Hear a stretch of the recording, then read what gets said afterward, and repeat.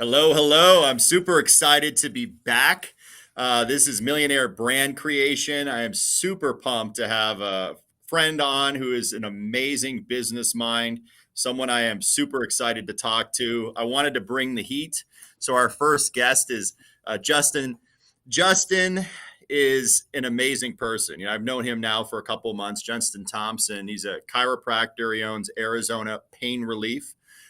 He also went to Brigham Young University, Palmer College, Harvard Business School executive program, and he has done a lot of investing. So a lot of people that are in the real estate industry, those entrepreneurs listening in and watching this after the live stream, Justin has an amazing insight of prudent investing and great life skills. So without further ado, I'd love to introduce you to my friend, Justin Thompson. How are you, Justin? I'm doing well. Thanks so much for having me on, Michael. Thanks for being here. I'm super pumped. This is the 3-month hiatus, and I wanted to bring the heat and bring you on as our first guest because you're one of those quiet spirits. You walk into a room and you could see the wheels turning a lot because you're a super smart guy. And I think it's interesting because you're analyzing the energy and the movement in the room. But if you could, tell us about your story. Tell us a little bit about yourself and how you became who you are. Yeah, so when I went into chiropractic school, like before I even went in, I knew exactly what I wanted to do. So I come from a family of 12 chiropractors, so there's a lot. And growing up, I saw my grandpa, my uncle, and everything wanting to be able to be more into the business side and the mainstream of medicine and to be able to do stuff. And I just basically said, as I was growing up, I said, I'm gonna change that one day. And so I studied business, actually, finance and business, venture capital, and everything like that before going to chiropractic school. And my whole intent with that was I wanted to go into chiropractic school, become a chiropractor so that I would have access to the medical space. Being a doctor gives you immediate access to deals and to different situations that you just couldn't do. Being an entrepreneur, having that doctor degree allowed me to be able to do things I just wouldn't have been able to do. So I mean, when I was in chiropractic school, one of the things I would tell people is, hey, we're going to change the way chiropractic is. We're going to have multiple clinics and we're going to do this across the country. And people are like, yeah, you're just a, young Dreamer. student. Just shut up and keep studying, right? And it was something that was fun to be able to talk about. But coming out of school, that was exactly what we wanted to do. So I went through a really unique program at the end of chiropractic school where I got to do rotations alongside the medical doctors in the VA hospital and was able to go and do some rotations with them. It was more shadowing than it was doing procedures because as a chiropractor, I can't do those procedures, but I did see Right. patients in the PM&R department. And while I was while I was in the VA, I actually sat on pain council.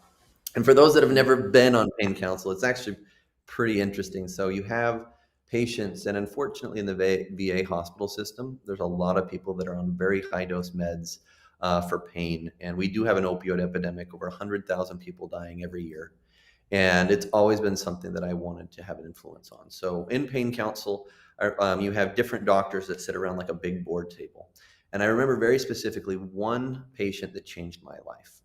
And what it was is we're going around and the primary care doctor opens up his book on this patient's, their whole file and everything that's there. And he says, I've been treating this patient for 5 years. It's a really great patient. He doesn't want to be on meds, but he's got so much pain, 10 out of 10 pain for the last 5 years. Is there anything we can do? And at pain council, you have like surgeons and pharmacists. And I was asked to be on that as part of the PM&R department, which is physical medicine and rehabilitation.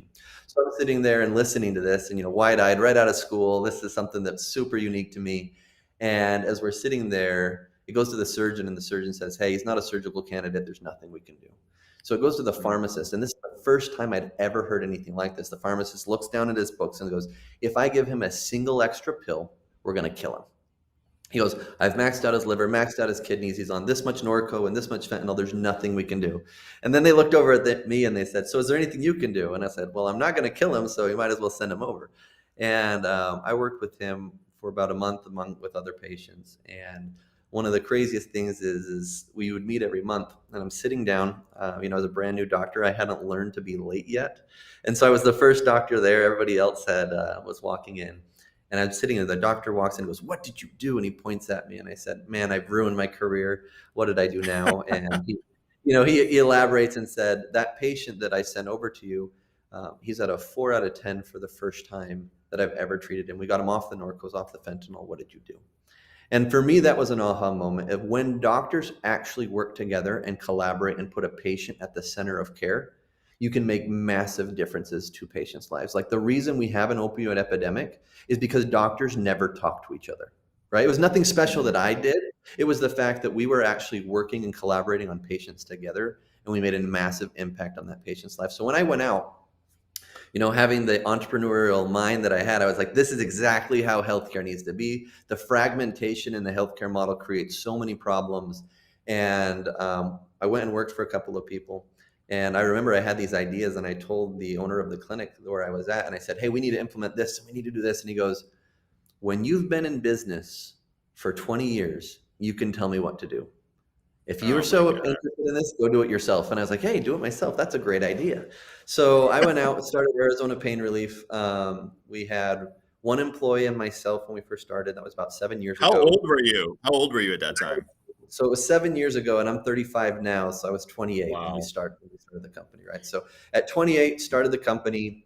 Within 2 years, we had 3 clinics. We were doing about $4 or $5 million, bringing really great revenue, and we just kept expanding. And now you look at us 7 years later, we're in 5 states, across 5 states. I think we have 175 people. I started the company at that time. I only had $20,000 in my bank account.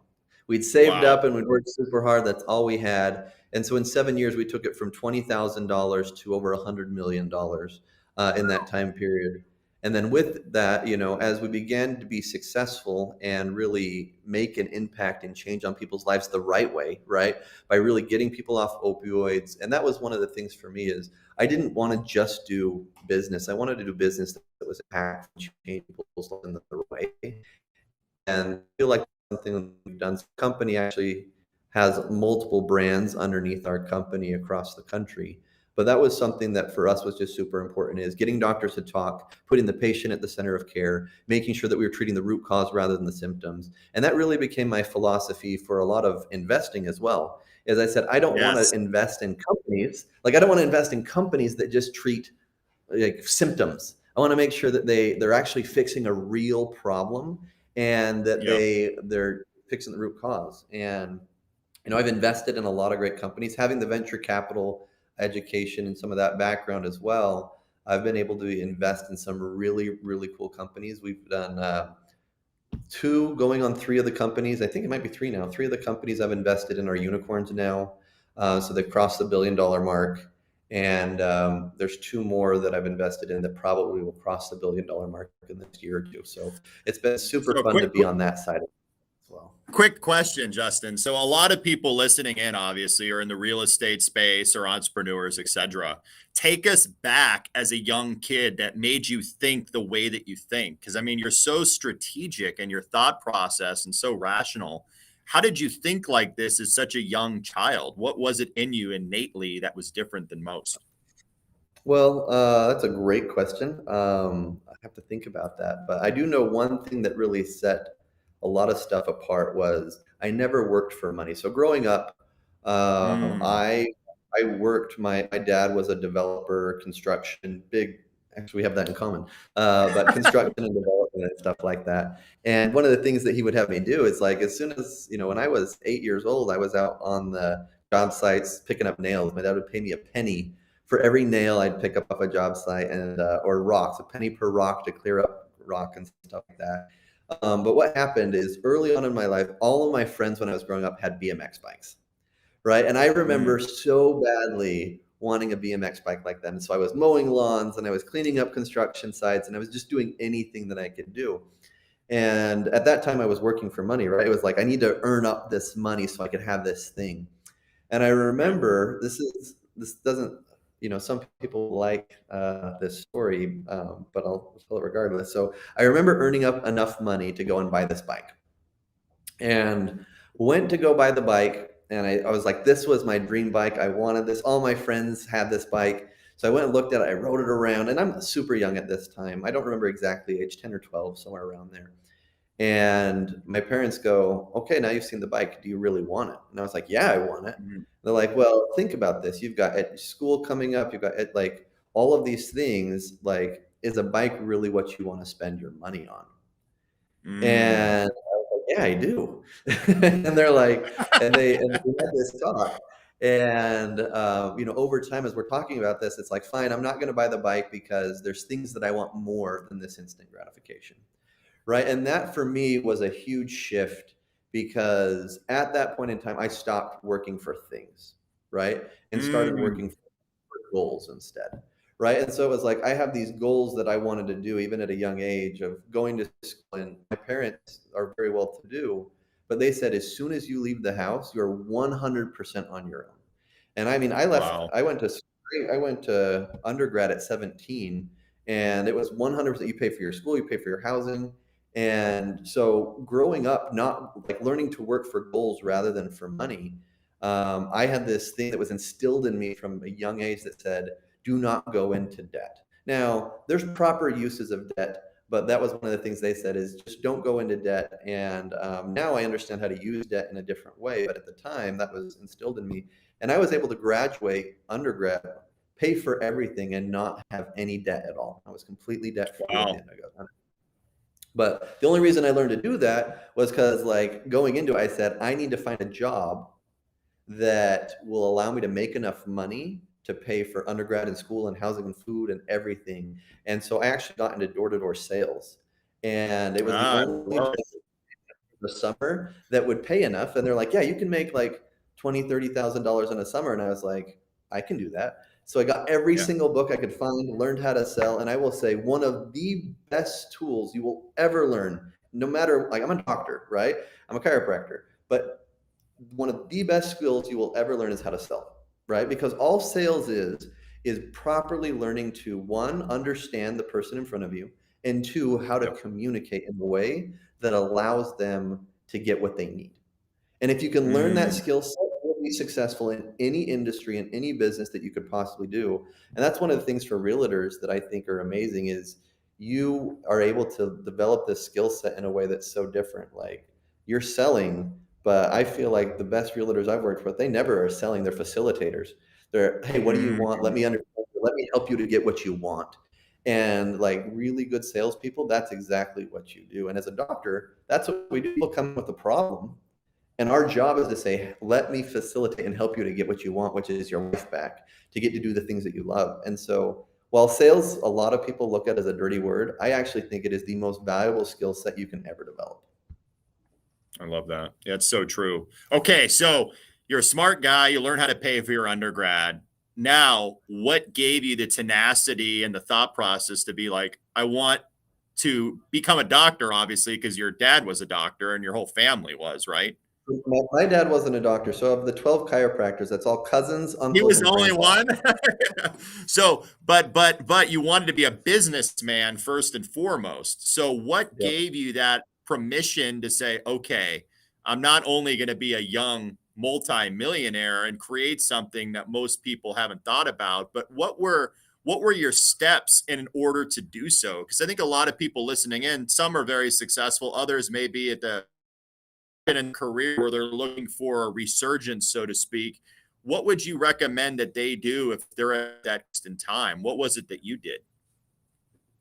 I think the number one thing is you need to not be afraid to try things, right? Like, you need to Mm. embrace the fact that failure is one of the steps on the pathway to success, right? As long as you're afraid of failure, you can never be successful, ever, right? And that's one of the Mm. things that I found, is that I was never afraid to fail. I've failed a lot. I've made a ton of mistakes that's like super painful. I don't get me wrong that it is absolutely excruciating to be an entrepreneur, but at the same time, when you learn to set your expectations, and I feel like a lot of like there's a phrase that I heard one time that says disappointment always comes from unfulfilled expectations, right? And I find that Mm. that's so powerful because when you look at that and you say, if I'm ever disappointed, is it because I didn't properly modulate my expectations? If a customer's ever upset, is it because I didn't properly set expectations? And so as soon as you learn that expectations are the reason for disappointment, you can make sure that you're actually setting proper expectations to set you up for success. And so when you look at that and you say, hey, I'm going to start this new venture or I'm going to invest in something and you modulate your expectations, it's really easy to say, hey, you know what? I'm going to do this. And guess what? I'm probably going to fail a couple times on my way. And that's okay. I expect to fail on my way to success. I'm going to get to success and I have the expectations of success. But I also expect to say, I'm going to have really hard challenges. I'm going to have failures. I'm going to have hardship. I'm going to have, extreme stress. And when you go into it expecting that, when it happens, you're like, yeah, this is what I thought it'd be. It's okay. And then ultimately, when you get to success, it's so much more gratifying because you said, this is what I planned, this is what I studied, and this is where I'm at. And I think that's something that's really important. No matter where you're at in your career, set your expectations at the right spot. So one of the things that really struck when I first met you is you're a consummate listener. You're always absorbing information and using that information to your benefit. I love that about you. And the other thing I noticed, you're very risk adverse. You take risk, but it's always a calculated risk. Can you describe how you grew your business and how you grew your investment acumen while being risk adverse? Yeah, so I mean, I wouldn't say I'm risk adverse per se. I go after what's considered asymmetrical risk, right? So Mm. asymmetrical risk is something that's really important. One of the things that you'll see is one of the biggest differences between wealthy people and people that want to be wealthy but are not yet there is their different view on risk, right? So one of the most important lessons that you'll learn, I mean, I think Warren Buffett said this, right? The number one rule in investing is don't lose money. And the number two rule is don't lose money, right? And so when you look at that, understanding asymmetrical risk, people that are wealthy understand risk in a different way. And what they say is, I need to have risk in proportion to the reward that I'm expecting, right? And I think that's really, really important. Is it's okay to take risk as long as it's in proportion to the reward that's available, right? This is basic economics, right? Increased risk should have increased outcomes. And if you're taking risks that don't have that increased outcome, you're just gambling.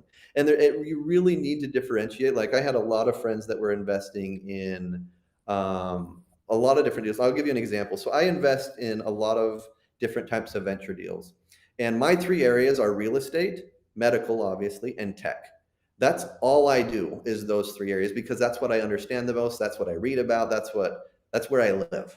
Right. And so I had a deal that came up that was an oil deal in the end of 2020. And I remember I was actually at Harvard in a class on venture capital, and I was talking to some friends there. They were all very good businessmen, investors, a lot of more venture capitalists. And we're talking, and this was right before COVID. So COVID actually was happening, and they shut down Harvard the day we finished our classes, right? And so we were in that, and we like while we were sitting there, the stock market was falling, all of that stuff. And we're sitting there talking like there's going to be a massive opportunity in oil because of this. So we were saying this in February of 2020. And we're like, there's going to be a massive opportunity in oil this year. So I got a call from some of my buddies at the end of 2020, and they said, hey, we have this incredible deal on oil. It's $18 a barrel will be where we're profitable. So we're 100% profitable at $18 a barrel. It's, incredible depreciation, tax benefit. This is a great investment for you. And I looked at it and I said, wow, like every single thing on this list looks fantastic. It would be a great investment, but I don't understand oil. I understand the deal structure and I understand the expected return, but I've never looked at oil. I've never gone into depth on that. So I said, you know what, guys, I love this deal, but I can't do it because I don't understand it. And I learned early on, if you're investing in things you don't understand, it's gambling. And so you want to gamble, but make sure that you know what it is. Right. And so that was one of the things I said. I passed up on that deal and they got a like 600% return in 18 Wow. months and got all of the money they put into it, like was a tax write-off almost. I mean, the specifics on the tax stuff I won't get into, but it was great tax advantage and they had a huge return. And I was talking to my friends, who were like, "Are you upset that I missed this deal?" And I said, "No, I'm not upset at all, because I know that by following my principles of investing, more times than not, it will pay off and I will be successful. And I just don't gamble with money." And so, you asked this question about risk, and I think the understanding needs to be, if you're going to be successful, you need to learn to accept and understand risk, but only take risk in proportion to the reward that you can get. And secondly, make sure you understand the risks that you're taking, and don't take risks you don't understand, because that's going to be gambling. Mm. One of the things that is important, I think, for people to understand too is like risk of time. I mean, how many people do you see that are in the wrong vehicle or maybe the wrong career choice where it may seem safe, but in reality, they're risking their ability to ever, gain substantial wealth or gain substantial clout, let's say, and helping others, because that's something that you and I want to do. How many people do you see on this planet that are really playing way too small because they don't understand the disproportional risk that you talk about? Yeah, I think that one of the most amazing things for me growing up was learning that there was infinite ways to make money. Like, the Mm. only limitation on how much money you can make is your imagination, which I thought, like, when I first learned that, I was blown away. Because if you can get creative and you can go into different industries and you can take things that work in one industry, bring them to another, as an entrepreneur, your abilities to make money are unlimited. Like, they're actually unlimited. And so one of the things that, when I was looking at this, so I talked to a young man last night, had a group of young men with my church come over, and they were talking, and just talking through mentorship and stuff like that. And one of them says, "Hey," I asked him, "What are you looking to go into?" He's about to go into college. And I said, "What are you looking to go into?" He says, "Well, I'm looking at two careers, either real estate, or if I want to make a lot of money, I'm going to be a pilot." And I said, "I've never heard that before." And I said, "Realtors can make a lot of money, right?" And he goes, "Yeah, but you have to work really hard and you have to be really good." And I was like, "That's such an interesting perspective, because no matter what you do in life, you're going to have to work really hard. No matter Yeah. what you do in life, if you want to be successful, you're going to have to work really hard. So why not go into an industry or a vehicle that's going to give you the most upside for the risk and for the time and for the energy that you're going to put in?" I think that sometimes people get so scared of failure or risk or hard work, that it's easier to say, "Hey, I'm going to take the path of least resistance." And I think that one of the most enlightening things you'll learn is, it doesn't matter what industry, what job, what you do in life, you're going to have hardship, you're going to have failure, things will be difficult. And as soon as you realize that, you might as well say, if I'm going to have to go through it anyway, why not pick the place where I can have the most success?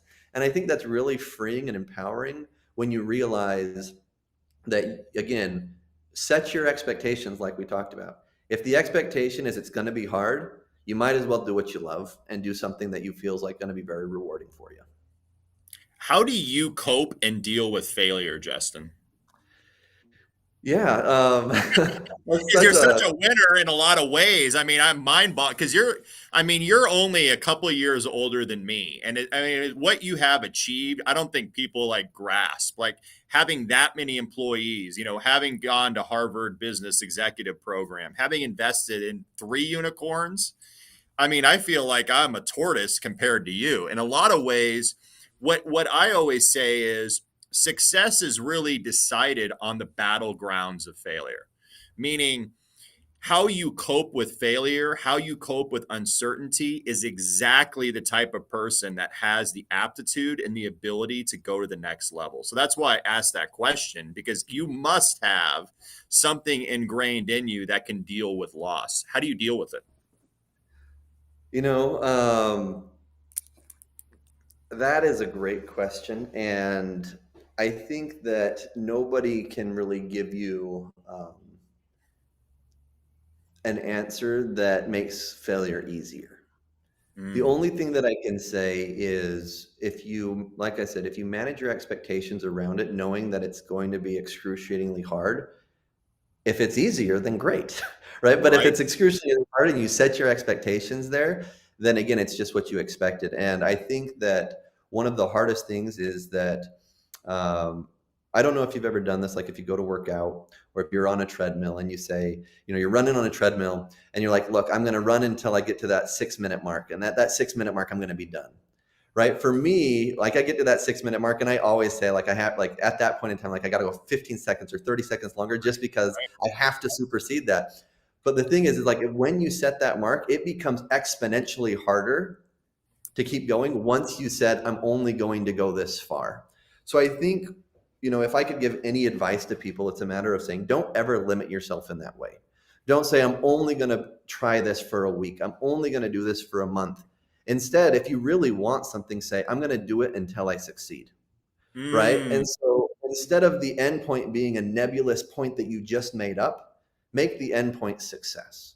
Right. And then what happens is when you look at failure, instead, it's just another step in the pathway rather than an endpoint that you nebulously set. And so I think that's one of the most important points is remember that so much of what we do is we think thoughts, we create first in our brain, and then we create in reality. And realize that most of the limitations we put on ourselves and on others are self-made. Right. So don't limit others, don't limit yourself. Instead, say like as soon as you catch yourself saying, I'm going to do this until this point. Well, why that point? Why'd you pick that point? Like, is there actually a good reason for that? Or did you just make it up? And instead make our endpoints when I've succeeded is when I will be done. I love that. So here's another question. Let's say you're 35 years old right now. All your investments, all your money, everything is stripped away from you. You got to start from scratch, day one. And maybe a lot of people listening in are at that point in their lives. They're looking for a restart or a reinvention. What would you do today to kick ass? Yeah, I think that kind of like what I did, I would just use the same playbook I played before, right? Like learn how to sell because I don't think that there's any other thing that's going to give you that advantage more than learning to sell, right? So first off, learn to sell. From there, I would pick the industry that I could say, what is the place that I can have the biggest commissions? Like if I'm going to sell something, I might as well sell where I'm going to get the best commission, right? They're going to pay me the most. Now, what's interesting that people don't understand is that's venture capital, right? Like we buy and sell businesses, right? Like, and you make, billions of dollars you can make on doing so, right? Not doing the business, like you don't run the business, you don't do anything. You just structure a deal for other people to invest in a business. And when it does great, you take the profits, right? So after venture capital, which is probably the highest sales commissions that I've ever seen. Now they don't call it that; they call it carried interest and management fees and everything like that. But it's a sales commission. Probably the next one is real estate, right? The next biggest commissions that I've seen out there, and I could be wrong. There could be plenty of other ones. I don't know what selling a private plane, for example. I have no knowledge of that. But selling real estate, I've seen is something that's super powerful, and it's something that everybody wants and needs, and it doesn't come across as don't talk to me, right? A good salesperson. And again, going back to that, what is sales? A salesperson is not somebody who pushes something on other people. A salesperson is a facilitator, right? All they are is a facilitator. Let me help you get what you want. If somebody came up to you and said, I am going to help you get whatever you want, just tell me what you want, and I'm going to help you. I'm going to walk by you. I'm going to present things with you. I'm going to make sure you get what you want. Wouldn't you say, absolutely, like, thank you. Thank you for helping me get what I want. Right? I feel like so many times people are repulsed by salespeople because they're trying to push their agenda rather than facilitating the other person's agenda. Love that.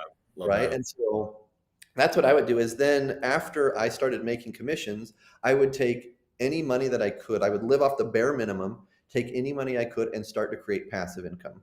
So how would you do that? How would you do that? And before you go into that too, describe, if I was a kindergartner, what is venture capital? So people understand that.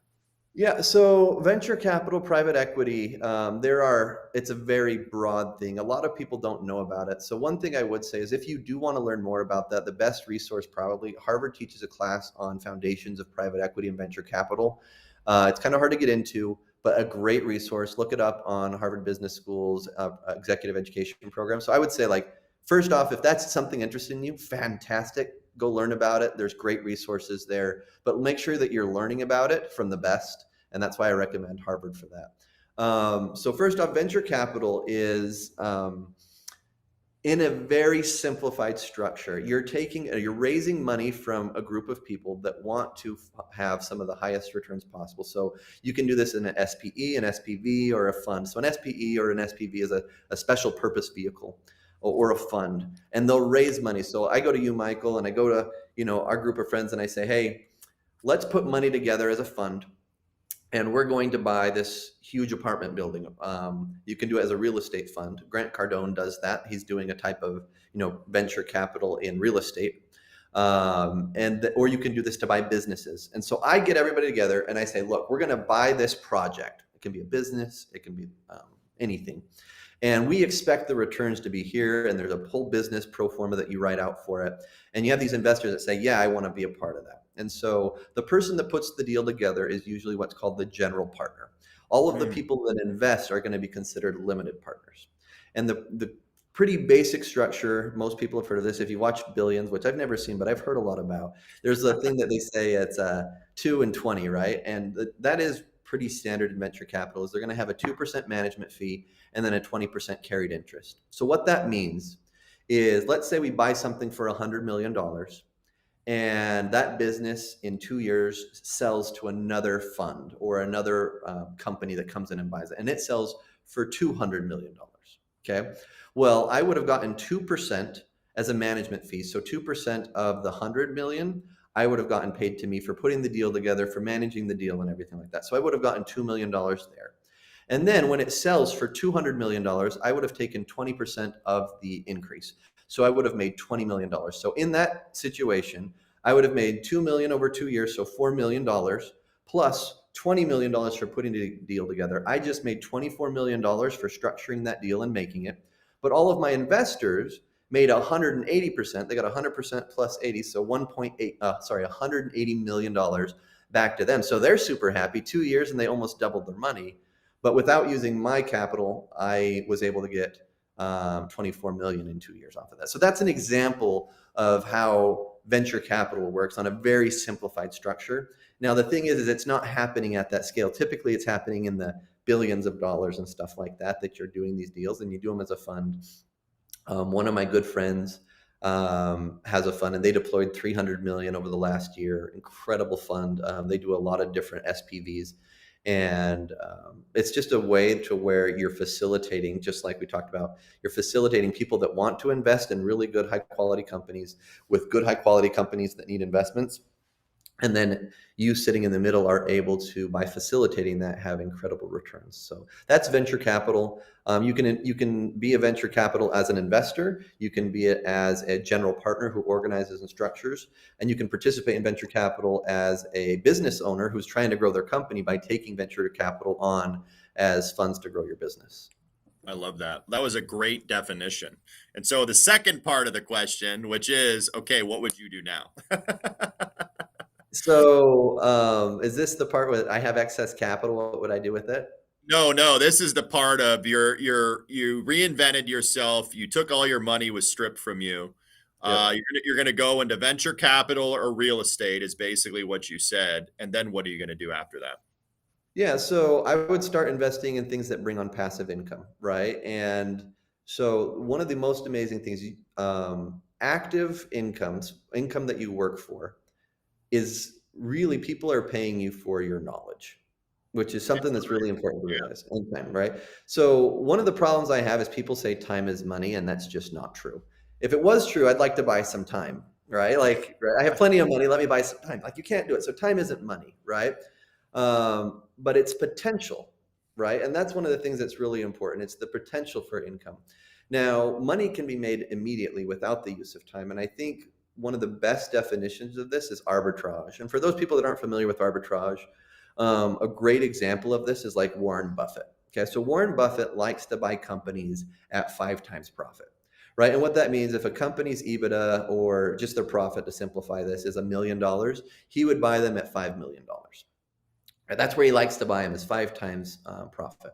He obviously pays more for certain deals, but in his book, The Snowball Effect, he talks about this, where he likes to buy them at 5 times. Great book, Alice Schroeder, The Snowball. Right?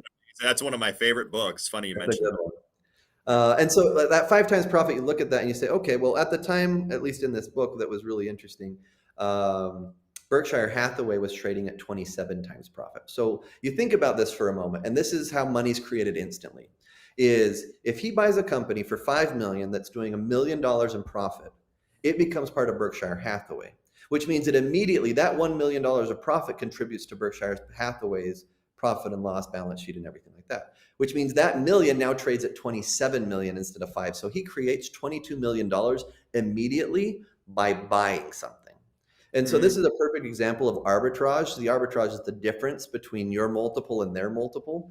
And so, there's a lot of different instances in arbitrage where you can make money immediately by just scaling. And so that's something that's super powerful, but that's an example of where time is necessary, but it doesn't have to be your time. Right. And I think that's something that's really important as you begin to look at investments. It's to say the difference between active and passive income is active income needs to be my time or knowledge, right? Whereas passive income needs to be someone else's time. And so the more you can get someone else's time making you money, the better it is for you, because now you've magnified your ability to create income because your time is limited, the same as every other person. You only have the same amount of time as everyone else in the world. So therefore, the way to magnify yourself is to delegate, create a team, and learn to be able to maximize and leverage those things that you have available. If you have money, leverage that to make more money. If you have time, leverage that to make more money. If you have a network, leverage that, right? So don't always be leveraging, right? Don't only rely on yourself. I think entrepreneurs so often go, I have to do it. I'm going to do it. I'm going to do this. And they put everything on their shoulders until it crushes them. Yep. Whereas instead, people need to say, how can I leverage this and facilitate everyone else to be like, it can't be a win-lose, right? It needs to be a win for everybody. So how can I leverage my network, my time, my money to create win-win scenarios for myself and the others that I'm working with? And when you think in that way, I think that's when it really unlocks your potential for earning. I love that word facilitator because, when you're doing high ticket sales or you're doing anything at a high level, that's really what you're doing. You're facilitating a need, not trying to slam it down someone's throat with your own agenda. It's a very good point. So, to reinvent yourself, just to recap, you're going to go into venture capitalist first, you're going to go into real estate second. And then as time goes on, what type of returns are you looking for? And what are the horizons for which you're looking for, right? And the reason I ask that is because, for me, I think we were talking about last time, I invest heavily in collateral assignments, meaning I will lend my own money out and leverage them against real estate firsts and earn, let's say, 9% of my money in doing that. And I have enough money out where I feel that's a good investment. Now, I get paid monthly on that investment. So obviously that's passive income. The question I have for you is how do you figure out, okay, I know you have a lot of money in your coffers and you have a lot in the reserves. How do you figure out time horizons versus return? How does that equation come out in your mind? There's a lot of books that have been written on that, and there's a lot of smarter people than me that have written on that. But I'll tell you my personal way of Yeah. doing this because I think that's important. So I think there's a couple of principles and rules that you need to follow. From everything I've read, I've learned these to be true. Okay. One is make sure that you're properly understanding how much risk you can take. Don't ever take more risk than you can, right? If you only have a certain amount of money, invest that based off the risk that you can take, not what you're hoping to do. The next part on this, which is really important, is recognize that allocation and diversification are things to offset risk, not to increase earnings. Okay. If I make the biggest return possible, I wouldn't allocate or diversify. I would try to pick the very best deal that's going to give me the biggest amount. In essence, I'm going to take the most risk possible because I need the biggest return possible, Right. right? And so one of the things that's really important, though, is recognize that you need to have different levels of risk in your portfolio, right? So for me, I'm 35. I look at this and I say, I can take more risk for some of my money than somebody that might be, 64 and they're planning to retire next year, right? And so I can chase a bigger return because of that. So that's one thing I would just keep in mind is recognize that don't ever gamble with your money, recognize your risk horizon and then allocate accordingly. But what I would do is I say, with me, I like to chase an IRR, so internal rate of return, of mid 20s. And I always chase an IRR of mid 20s. Yeah. Now, that's not over my whole fund, but that's averaged across my fund. So I have maybe 40% of my portfolio is going in to be in venture capital type deals, right? And I'm looking at mid 20s to mid 50s on IRRs on that. Now, that's really hard to find those. And again, there's risk involved with that, Yeah, right? there is. Yep. When your IRR gets higher, your amount of risk gets higher. Okay? Yep. Now, you can offset that risk by understanding business and understanding deals, but there's still risk, right? You pick the best deals, and the more educated you are, the less risky it can be because you understand those deals. And if you can take a board seat, you can help advise and ensure even less risk on that deal. So there's things you can do to offset that risk through education. Okay, and that's really important. The next part is, though, as you say, okay, if I'm going to chase that really aggressive return with part of my portfolio, what am I doing with the other portfolio, part of the portfolio? And for me, that other part of that portfolio is going to be in more, very much less risky stuff. So it's going to be split between real estate and medical, right? And with real estate, I like, they say cash is king. I like to say cash flow is king. I think Grant Cardone even says that. Yeah. I think I got that from him. But cash flow is so important because once your passive income can overtake your active income for how much, like covering all of your expenses, it's incredibly freeing, right? So creating cash flow allows you to continue to invest even if you're not actively working. It's a huge thing on building wealth, right? So from there, I'm looking at mobile home parks, multifamily. I haven't gotten into the Airbnb space, but I know a lot of people that are getting into that space. Again, real estate is a broad category, and I say that's one of my areas I like to invest in. But because it's so broad, I have to make sure I'm educating myself before I enter a space so that I can do it the correct way. And I think that's really important. Now, in entrepreneurship, we throw ourselves into deals and into situations that make us uncomfortable, make us grow. I think Cardinal Ralph Waldo Emerson, I think his name is, said the only sign of life that we have in the universe is growth. And I think that's super important as you look at that and say, hey, I have to grow because that's part of being alive. And so putting yourself into situations where you have to grow to overcome the challenges is super important. But the thing is with that, you also need to recognize, don't do that with your money. Do that with your money's not going to learn, it's just going to disappear. But you Yeah. can learn, right? And so I think that risk with my time, I'm a lot more aggressive with than risk with my money, right? If Mm. I can go into a situation and I fail, I learn, right? And that's okay. If my money goes into a situation and it fails, it's gone, right? And so that's something that, like, for me, I've tried to live by, is just to say, look, who's taking the risk? Am I taking the risk, or is my money taking the risk? And following Warren Buffett's rules, don't lose money. You need to really be very specific of, am I taking appropriate risk for the reward that's there for my money? But when it comes to my time, I'll try stuff. I'm absolutely willing to say, hey, let's go give that a try. Let's look at that venture. Let's do those things. And the reason that I'm willing to do that is my expectation is that I'll learn. And if your Mm. expectation is that you'll learn, then why not try it? I love that. I love that. Yeah, that's an interesting point. I mean, it's funny you say that as far as these different sectors is what you focus on, because of all the wealthy people I've met a few. It's either real estate, tech, or medical, because that's something that everyone needs that'll never change, and it's, something unfortunately we all have to face, our own mortality. But being you, right? I know last time we talked, we had lunch. We talked about, how do you make an impact? How do you help people? I know you're such a giving person as far as wanting to bestow knowledge on others and help people.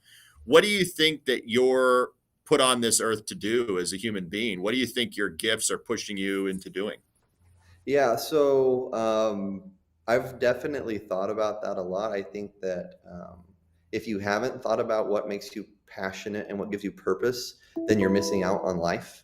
I think that's an invitation for everybody, is that make sure that you feel purpose in your life.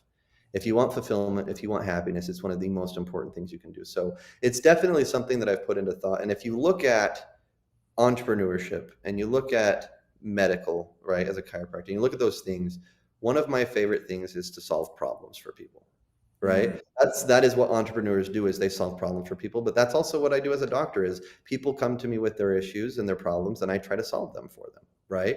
And so ultimately what I came to is solving problems for people brings me incredible fulfillment. That's why I like to teach, right? If I like, when I go do public speaking and I go do those things, it's incredibly fulfilling for me to be able to go out and teach, and maybe one person in 1,000 goes, hey, like that helped me to overcome something to where I can do something better. And so that idea of empowering other people by helping them solve their problems and stuff like that, to me brings a huge amount of purpose. It's something I'm very passionate about.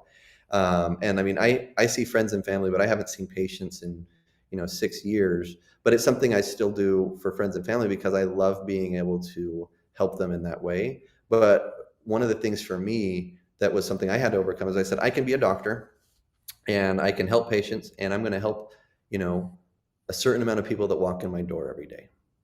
But if I become an entrepreneur and I create systems and I create standardization, how many people can I impact and lives can I change by not being dependent on me and giving up that ego of I have to help, and instead say, how can I help create a process that helps multiple people?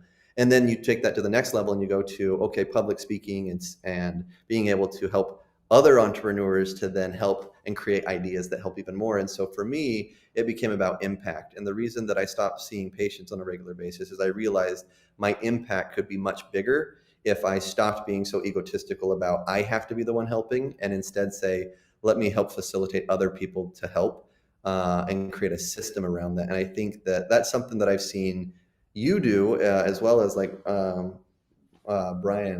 Culhane, is something that what I love about what you're doing is you could be as leaders in a real estate space, you could just go out and just sell, and just only worry about your commission.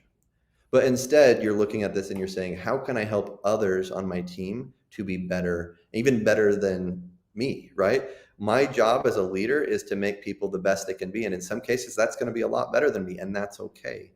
My I job want is that. I that, want right? that. You want that, right? And Yeah. so your job as a leader is to make sure that you're helping people achieve their potential. I've just have a ton of respect for what you're doing and what Thank you. um, just being out there and trying to say, how can I help people achieve their potential is awesome. Well, and we're all learning along the way, and that's one thing that when I look at people, I really see their intent and their authenticity. And one thing that you have that's very rare for super wealthy individuals that are self-made is you're very not only intelligent, but you're very humble in the way that you carry yourself. How did you, was it faith, or was it something internalized in yourself that didn't let you fall victim to a lot of the trappings of success, right? The cars, the watches, the clothes, all this stuff that even I fall victim to. I'm guilty, you know. But you have such a great mind where it's like so what's the right word? I'm trying to think of delayed gratification. Like you are the embodiment of the delayed gratification of I don't need this shiny object now. I'd rather create and help 10, 20, 30, 100 years from now. What was it inside of you that gave you that awareness? Yeah. I mean, I think it's a great question. I do think that faith is something that's core to who I am, and that's part of it for sure. I think that my upbringing, my situation and family situation, actually, I don't talk about it a ton, but my mom was actually, this is an interesting story. My mom was Miss Iowa growing up. So she was Miss Iowa. And when she went to college and stuff like that, people wouldn't really talk to her and stuff like that. They were like very Hmm. intimidated of her as a woman. And when she finally did get married, the person she married wasn't a great person. In fact, a lot of issues there created for my siblings and us, and we ended up in a really, really bad situation, and abusive in really bad ways. So I was really young at the time, and so I was, my siblings and my mom protected me from a lot of that because I was only like 2, 3, 4 when this was happening. But they got separated, which obviously was great. But then my mom was a single mom, and for that time period when I was super young, she was a single mom. She was going to college. She went back to school to get her degree and actually became an incredibly powerful, very successful businesswoman, which, she's one of my heroes. Massive admiration for her to be able to say, hey, I'm going to provide for my family as a single mom, taking care of our kids. And then she married who I consider my dad, which is actually the person who raised me when I was like 5. And, coming from a situation, I would go to school with her when I was, 2, 3, and 4 while she was getting her degree, and that she'd take me to school every day. So I grew up on campus, like learning. So I love that. But that was just something that seeing her struggle to create a life for us and to be able to do those things taught me that there's certain things that are more important than, Mm. just taking care of yourself, selfishness and narcissism and stuff like that. And realizing that when you can put family and things that are truly important first, what you're doing is having a massive impact on the future, even though it might be hard in the present. And Mm. she really gave me such a great life lesson by by just having her teach me as I was growing up, seeing that impact. And ultimately, in the end, she became super successful.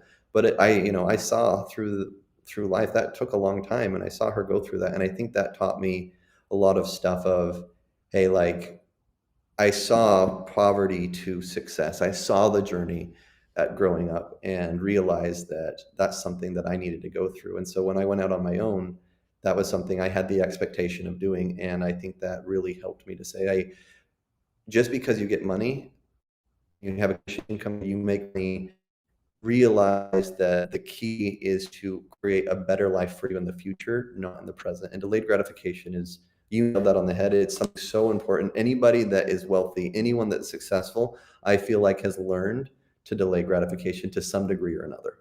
Right? That doesn't mean don't enjoy the present, because I think you absolutely have to be present. If you're always putting things off until one day I'll be happy, one day I'll enjoy stuff, then you'll never be happy, right? Because it'll Right. always be another day, right? But at the same time, realizing that you don't have to have everything you want right now is huge. There's a difference between wanting for things and being happy and content with where you're at. And I think that that's one of the most powerful things people can learn in life, is to be happy and content even in hard times, and that your Mm. circumstances shouldn't be a determinant on your happiness. I think one of the things, obviously, you're in the health space that I'm seeing now more than ever, and I've faced it too. I mean, I got out of a serious relationship about 9, 10 months ago, and that really took me to my knees emotionally. It's very interesting how one of the topics people I don't think talk enough about in the business sector is mental health. And the more success I became, the more I had this wealth loop in my mind where it was the accumulation of more assets, the accumulation of more things, all these things that were just negative bile entering my mind. And you really have this sense of hubris or a sense of vanity or a sense of things that they don't really matter. And it's funny because having talked to some super wealthy individuals, not just monetarily but also mentally and physically in their own health, is the concept of going back to the basics, right? Going back to what you talked about: family, food, conversation, health. How do you deal with being a super success person, navigating risk, being a father, being a husband? How do you deal with your mental health and make sure that you're present in all of these moments throughout your life? Yeah, I mean, I've definitely fallen to the entrepreneurial dilemma multiple times, right? Of I can solve any problem and it has to be me, instead of I can build a team that can solve any problem. And I Mm. think, like, one of the things that's most important is learning how to delegate properly, right? You need to be able to say, you will never be able to calm your mind unless you've learned to delegate properly, right? Because Mm. if you delegate improperly, then you're just worrying about if they did it properly, if it's going to be done right. Am I going to have to step in and save the day? Am I going to have to do a diving save, right? And once you learn to properly delegate, this will free your mind to be able to deal with the things you need to deal with, the stress, the family, all of those things. There's many times where I've been with my family, but mentally not there, right? Mm. And that's one of the problems, is that means that the things that I'm worrying about haven't properly delegated. And so learning to build a team and delegate properly is one of the most important skills that you can learn as an entrepreneur, as a business leader, so that you can actually take that stress off your mind. And sometimes that delegation, it's a more of a mental process than it is an individual. Let's say you don't have a team, right? It's delegating time. It's delegating Right. to your planner. It's delegating to your journal, right? Like if you find yourself not able to sleep at night because you're sitting worrying about stuff, right? Worry and fear isn't a bad thing. It's telling you to take action. So instead of sitting and worrying about it, take the action that your body is physiologically telling you to take. Your mind's telling you and sending you a message. Go and take the action. And if you can't take an action at that point of time, tell your brain, hey, you know what? There's nothing I can do right now, so I'm not going to worry about it. And dismiss it from your mind, because worry is only productive if it takes you to action. And if there's no action that can be taken, you're wasting energy. And if there is action that you can be taking, take the action, and it will free your mind up in a way that you've just never experienced, because you just sit and chronically worry. So delegation to a So team, delegation to a calendar, delegation to time is ways to free up your mind. It's been a hard lesson, but that's something that I've learned that's really helped me. want to open it up to a few questions. I think we have a few people on here. Does anyone have any questions for Justin that you'd like to ask him while we have him on for another couple minutes? Yeah, I mean, this is interesting. People, I don't know if you can help type those up there, Matt, if someone comes up with something, but it's very interesting because energies are so palpable when you meet people. And there's something that you see. It's like, did you ever see Wall Street, Money Never Sleeps, that I movie? didn't. Hmm. There's a funny line in there that he says, Michael Douglas says, "A fisherman always sees another fisherman from afar," right? You can sense when someone thinks like you, when someone wants the same things that you do. And I think, we had this idea of when I met you for the first time, there was something either lacking in myself that you had, or something that I had in myself that you had, if that makes sense. And it really fascinated me because I'm like, this is a really cool guy. I just love that aspect of how you want to become a teacher after emanating so much success at a young age. I just think that it's really cool and a great thing. And I hope you keep that up because it's a powerful thing. I appreciate that. Thought vibrations are real, right? So when you study physics and matter, and that was obviously a big part of my education, is every single cell, every atom in your body vibrates at a certain frequency, right? And all of the stuff that we do, we're constantly recreating our body. All of our cells die and we recreate them. As you learn new things, you actually create new neural pathways. And because they're new neural pathways, you actually put off a different vibration because all of your atoms are vibrating. And so when you have somebody that actually has similar thoughts and patterns, you will have similar frequencies and you will get a good vibe from someone. Well, why do we call it a good vibe from someone? Because it's actually the vibrations we're putting off, right? And I so love that. you look at that and you say, um, who you're around will 100% shape who you become. I would say the one other thing that we didn't touch on when you said starting from scratch that you brought up was make sure you find people that you want to be like. Make sure that you're around people that have the Yeah. mindset that you desire. Now, why would they want you around, right? If you're not like them, why would they want you around? What you can bring to the table is optimism, positivity, hard work. You can vibrate on those things. You might not have the same skill set. You may not have the same monetary, but if you're the right type of person, optimistically, work ethic wise, ethically, right? Even they're going to want to be around you because you make them better in different ways than they make you better. And I think that's so important.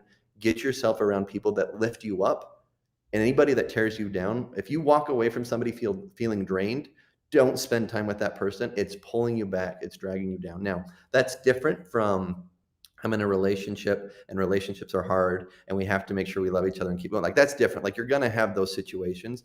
But if somebody is constantly draining you and draining you and draining you and never lifts you up, that's not a positive relationship. You should have, I think Harvard did a study on this and said you should have 5 times as many positive interactions as negative interactions in a healthy relationship.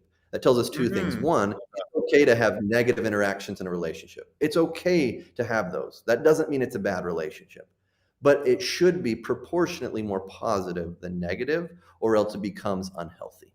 So, How do you cut out the negativity in your life? Because I would assume once people understand your success and your acumen and your knowledge, and God, I mean, you're so scholastically astute. How do you cut the negativity out when they're not serving your happiness or serving that positive vibration? I think that's a hard thing for people to deal with at times. I mean, you want to be like, if you have that servant's mentality where you are here to serve, right? That's really hard because you want to help those people. But there's a Yep. difference between spending all of your time with them and helping them, right? Being able Mm, to, and I think that's really important. Make sure that where you spend your time is in a place that's uplifting for you. And it's okay to step aside and say, I'm going to help this person, I'm going to lift this person, and then I'm going to step away. And I think that if you're surrounding yourself with people that you're always trying to lift, eventually it will tear you down. You have to have a group of people or an environment that also heals you and lifts you up, or else no matter how strong you are, eventually you'll get beaten down. I love that. That's so true. I mean, that is life in a nutshell. If you could leave us with one quote or one summation of what you talked about today, what would that be? I don't know about one quote, but I think in summary of what we kind of talked about, and I love this. Thank you for doing this. I think this has been a great back and forth. But in summary, this is what I would say. One is learn to modulate expectations, right? It's to say in life, in projects, in business, in relationships, make sure that you're setting proper expectations so that you can have a successful outcome. Two is understand risk, right? No matter what you're doing, there's always going to be risk. Make sure that you're taking it in proportion to the reward you're expecting. Don't take Mm, outsized risk, take asymmetrical risk. And then lastly, make sure that you're setting yourself up for success by surrounding yourself with people that can lift you up, that can help you, that you can also help. Like, make sure they're not one-sided relationships where you're just taking. Make sure they're relationships that make you better, but also that you can help them be better as well. There needs to be win-wins in every relationship that's consistent in your life, or else you're going to change those relationships. So those would be mm. like the three things in summary of what we talked about that I think are really important for people to remember. I love it. Thank you so much for your time, Justin. And how can they find you if they want to connect with you or follow you? What's the best way to do that? Yeah, I would love to connect with anybody. Find me on LinkedIn. It's Dr. Tom on LinkedIn. Love to connect with anybody that wants to connect, and that's probably the best place to do it. Can you say that again? I think the Wi-Fi cut out. Yeah, it's I guess I actually started on TikTok recently, so you can also find me there. But on LinkedIn, it's probably the best place to connect with me. And it's Dr. Justin Thompson. If you find me on LinkedIn, send me a message, and I'd love to connect with you. And that's probably the best place to connect. Love it. Thank you so much for your time, Justin. And let's get lunch again soon, man. I mean, I want to continue this conversation because hopefully you guys love this as much as I did. Justin, you're a wealth of knowledge. And my hope for you is continue to go out and teach and help as many people as possible because you have those gifts and what you have learned and taught in your life. And it's just the beginning. I hope that you touch many lives for the better. Appreciate that, Michael. And yeah, let's figure out a time to go to lunch. That'd be great. Let's do it. All right. See you guys. Take care. Thanks.